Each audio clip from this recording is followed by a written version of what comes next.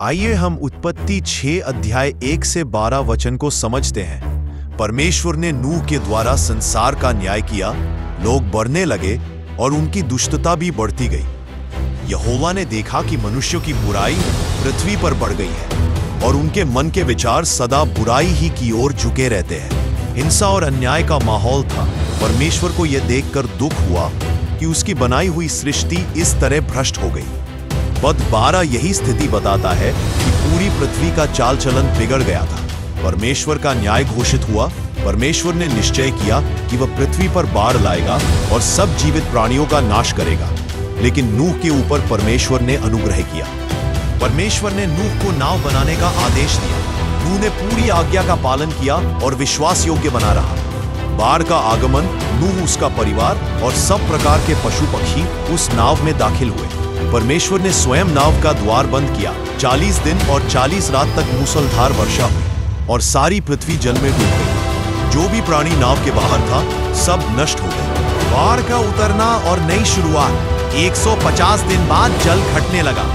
नूह ने कौवा और फिर कबूतर भेजा ताकि देखे कि जल सूखा है या नहीं। अंत में कबूतर जैतून का पत्ता लेकर लौटा। ये नए जीवन का चिन्ह था।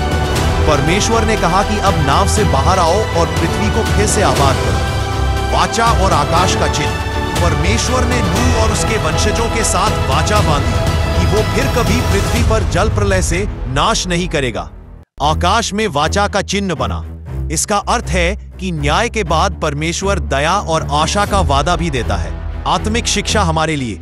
पाप का परिणाम। जब मनुष्य पूरी तरह पाप और हिंसा में डूब जाता है तो परमेश्वर न्याय करता है।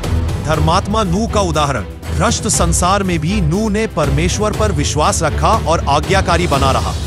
न्याय और दया दोनों। परमेश्वर ने न्याय किया पर साथ ही नूह के द्वारा नए आरंभ का अवसर भी दिया। आकाश का चिन्ह और आशा। परमेश्वर वाचा का परमेश्वर है। वो अपने वादों को निभाता है।